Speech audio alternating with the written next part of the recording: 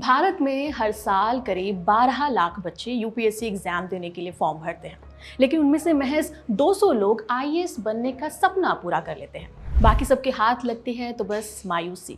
कुछ लोग हार मानकर दूसरी राह चुनते हैं, कुछ फिर से कोशिश करते हैं, लेकिन कुछ ऐसे भी होते हैं जो इस हार को झूठ से छुपाने की कोशिश करने लगते हैं और खुद को नकली आईएएस बताकर समाज को भ्रमित करते हैं, या यूं कहें कि समाज के साथ ठगी करते हैं। ये हैं बिहार के रहने वाले चंद्रमोहन सिंह।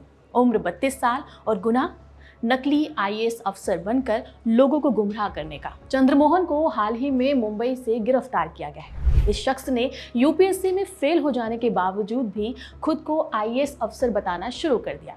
फर्जी आईडी बनाई, गाड़ी पर भारत सरकार की प्लेट लगवाई, सरकारी गेस्ट हाउस में रुके और ट्रैफिक पुलिस तक को भी चकमा दे दिया। लेकिन असली कहानी तो तब सामने आई जब पुलिस ने उसके इस झूठ का पर्दाफाश किया। नमस्कार, मेरा नाम है डिम्पिका और आप देख रहे हैं खबर गांव। चंद्रमोहन प्रसाद रामबली सिंह बिहार के वैशाली जिले का रहने वाला एक ऐसा व्यक्ति जो आईएएस बनने का सपना लिए 2017 में दिल्ली आया। चंद्रमोहन ने कोचिंग ली, किताबें पढ़ी, एग्जाम भी दिया, लेकिन सफलता नहीं मिली। इस बीच उसके कई दोस्तों ने 2022 में यूपीएससी पास कर लिया। कोई आईएएस बना तो कोई आईआरएस। उसका ये फेलियर उसके सिर पर एक बोझ बन गया।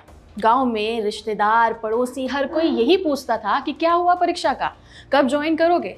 इन सवालों और बदनामी से बचने के लिए उसने झूठ बोलना शुरू किया। अपने गांव में इस बात को फैला दिया कि वह भी आईएएस बन गया है। और फिर जब लोगों ने बधाइयां देनी शुरू करी तो उसके बाद चंद्रमोहन ने इस झूठ को ही अपनी पहचान बना लिया।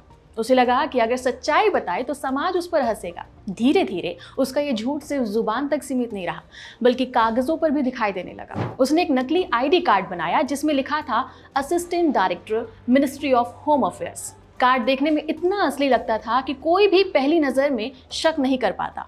इतना ही नहीं, बल्कि चंद्रमोहन ने खुद के लिए विजिटिंग कार्ड्स छपवाए, एक गाड़ी बुक करवाई जिस पर भारत सरकार की प्लेट लगी हुई थी, एक ड्राइवर को भी हायर किया जिससे वे खुद को सरकारी अफसर की तरह दिखा सके। जून में ही वो छुट्टियां मनाने मुंबई आया था और यहाँ उसने एक दोस्त की मदद से बांद्रा के कस्टम डिपार्टमेंट के गेस्ट हाउस में रुकने की परमिशन ले ली। 2 दिन तक वे वहां पर एक रुतबेदार अफसर की तरह रहा भी। सफेद कुर्ते पैजामे में गाड़ी से उतरता, ड्राइवर दरवाजा खोलता, लेकिन ये सीन ज्यादा देर तक नहीं चल पाया। 28 जून को दोपहर लगभग 1 बजे के आसपास मालाड इलाके में एक पुलिस पेट्रोलिंग टीम को सीक्रेट इन्फॉर्मेशन मिली कि एक आदमी नकली आईएएस अधिकारी बनकर एक सफेद स्विफ्ट डिजायर में घूम रहा है।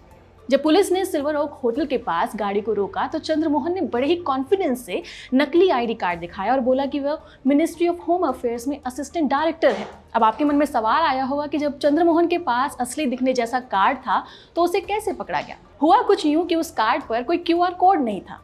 शक गहराया तो पुलिस उसे सीधे क्राइम ब्रांच ऑफिस ले गई, जहां उसने कबूल किया कि वो कोई सरकारी अफसर नहीं, बल्कि सिर्फ यूपीएससी में फेल हो जाने से समाज के तानों से बचने के लिए और अपने आत्मसम्मान को बचाने के लिए ये सब कर रहा था। उसकी गिरफ्तारी के समय पुलिस ने उसके पास से एक नकली ID card, 16 visiting cards, 2 mobile phone, एक Aadhaar card, PAN card, driving licence और कुछ कैश बरामद किया है। जब उसके ड्राइवर फरदीन को पूछताछ के लिए बुलाया तो उसने बताया कि उसे बताया गया था कि वो एक सरकारी अधिकारी को घुमा रहा है, यानी कि वो खुद भी धोखे में था। पुलिस ने चंद्रमोहन पर भारतीय न्याय संहिता की धारा 204 यानी सरकारी अधिकारी होने का झूठा दावा करना, धारा 336 क्लॉज 2 यानी कि फर्जी दस्तावेज बनाना, धारा 336 क्लॉज 3 और धारा 340 यानी फर्जी दस्तावेज को असली बताकर उपयोग करने के तहत मामला दर्ज किया गया है।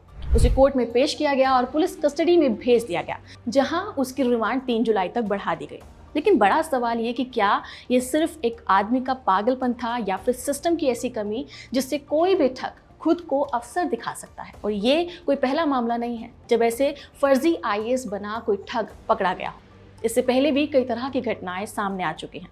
आपका इस पर क्या कहना है, हमें कमेंट सेक्शन में जरूर बताएं। नमस्कार।